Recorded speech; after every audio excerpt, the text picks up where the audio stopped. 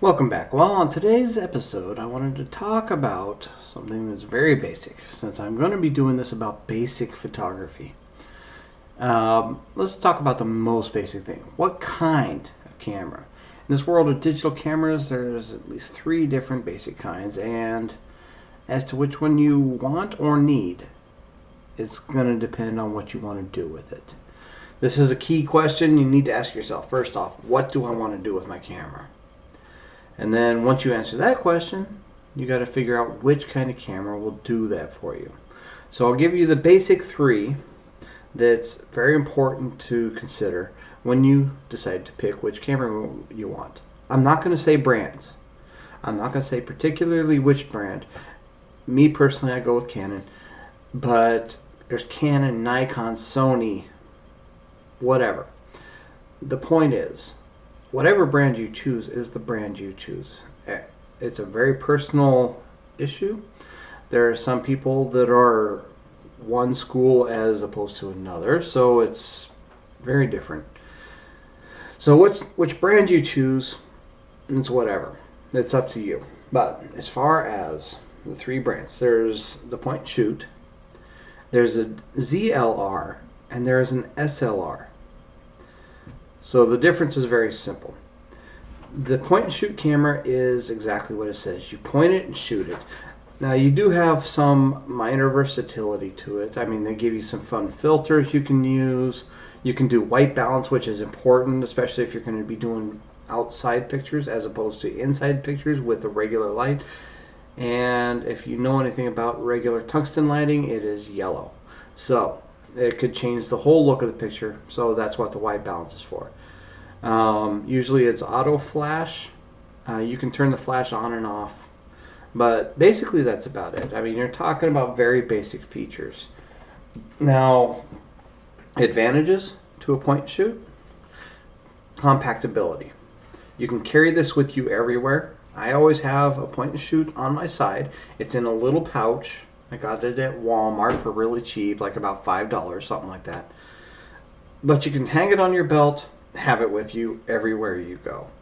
There's no equipment to carry. You just carry the camera. You see something you like, you take the camera out, you point it.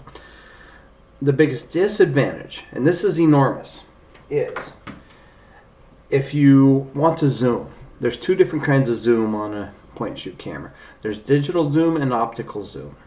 Optical zoom is actually zooming.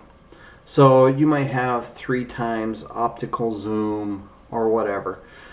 But it can zoom in pretty good. It's not horrible.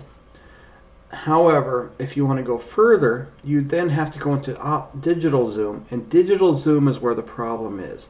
It's very misleading. It is not actually zooming at that point. What it's doing is it's cropping the image to make it fill the frame a lot more. So when you are going into digital zoom, you are lowering the quality of the picture as well as getting it closer in on the subject you want. So that's basically the point and shoot. It does have its things, its advantages. The primary thing being, if you want to take pictures of family and vacation shots, things like that, it's great. You want to do a landscape shot? That's a great camera for it. Landscape shots are wide angle. Your point and shoot cameras are primarily wide angle with a little bit of zoom to them. So have at it. That's a great thing to have if that's all you're looking to do with it. The ZLR is one step above that, and I don't have one, happen not to have one handy because I never use it. So, but basically it gives you a lot more versatility. You can put, a lot of ZLR cameras have it where you can change it to manual aperture priority, and I'll go into that in another video. I'm not going to go into big details, but it has the ability to change it to settings that are similar to an SLR. So you can make it manual. You can set the aperture yourself. You can set the shutter speed yourself. Do whatever you need to do to get your picture. However, the disadvantage, one lens is all you get. There is more zoom, there's more optical zoom, but you are limited. You don't have the ability to get really close from a big distance. So if I wanted to take a picture of the port from my window, take the picture of the boats coming in, things like that, I can only get so far. It's still going to include a lot of information that shouldn't really be in the picture. So that's basically a ZLR. I'm not going to give you a whole lot of information because the rest of it is in the SLR. Now, to give you an idea, SLR is like this. This is my SLR camera. Yes, it is digital, of course, but the difference between a ZLR and an SLR, the biggest difference is right here. This lens can come off. You can replace it with other lenses. You can change the size of the lens. I've got another lens behind me, massive lens, really big, but it is 650 to 1300 millimeters. It means I can get well into the range of wildlife. My uses are pretty much unlimited. If I can't get certain pictures, I just get the lens to match it. That's it.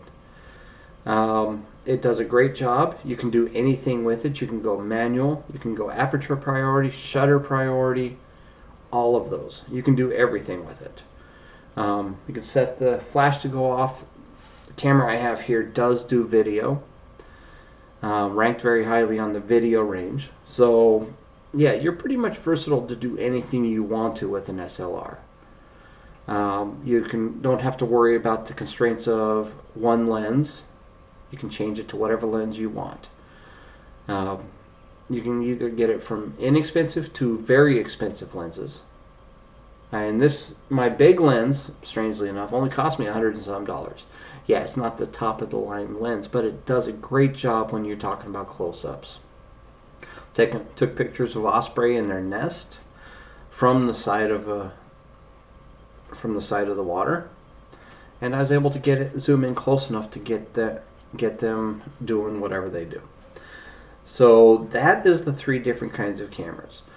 So the biggest question you need to ask yourself, what am I going to use it for? And if you want full versatility, your best bet is to go with an SLR. If you want some versatility but don't want to carry around tons of equipment, then ZLR is a pretty good choice. And if you don't care about the versatility but want to just get nice shots on your vacation of your family, friends, whatever, go with a point and shoot. That is my recommendations for the day. I hope this video has helped some of you to make a decision that you've been looking to make. And please like and share this video. And please subscribe. I appreciate each and every viewer and subscriber on both of my channels. I will continue to appreciate you, even if you don't subscribe, but just view it. I appreciate that. So that's about it for today. I hope you all have a wonderful one. Thank you. Have a nice day and enjoy.